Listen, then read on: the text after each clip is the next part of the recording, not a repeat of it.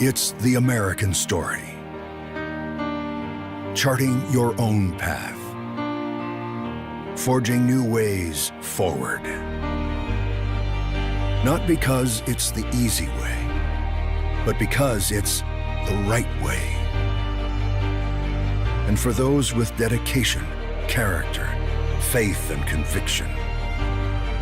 Sometimes that lonely path paves the way forward for millions.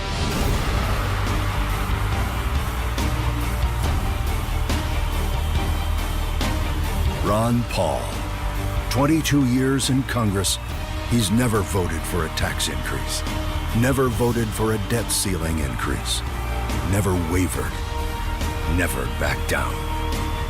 The role of government ought to be for the protection of liberty, not for the intrusion in our private lives, not for the intrusion in economic affairs. You can't keep borrowing from China. You can't keep printing the money.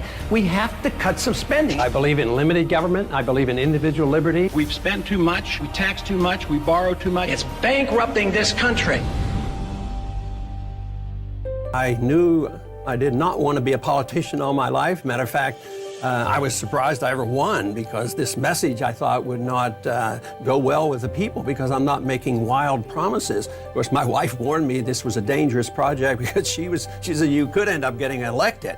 And he said, no, I'm not going to be elected. He said, you have to be like Santa Claus. You have to give them something. He says, I don't want to give them something or bring home the bacon. He said, I want to give them their freedom. It's been a consistent theme since his very first election that government's grown too large, and as government grows larger, your freedoms grow smaller.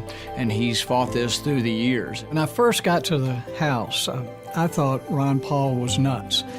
He was out there talking about the Federal Reserve, the monetary system, but more and more I found myself voting with him. He's been talking about these things since the early 1970s, and he hasn't wavered, he hasn't buckled, even when he's had to stand alone. I've always put politicians into two categories. They're either here to make a point or they're here to make a difference.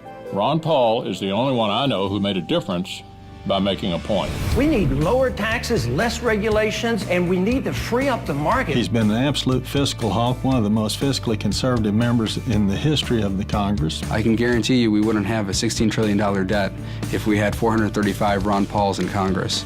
The more I think about him over the years, the more inspiring it is of what he's done. Not being afraid of anything, but willing to stand for what he thought was right. Ron Paul was Tea Party before there was a Tea Party. If you want honesty and integrity, look to Ron Paul. And that's based on his faith and based on his belief in the Constitution. He's willing to do things that other people aren't willing to do because his convictions are so deep. As long as we live beyond our means, we are destined to live beneath our means. Well, one of the extraordinary things about my father is that, the lobbyists don't even come by his office. They don't even bother to come by because they know he can't be bought. And that passion is born of a deep and abiding conviction that these are correct principles. He stands for freedom. He stands for liberty.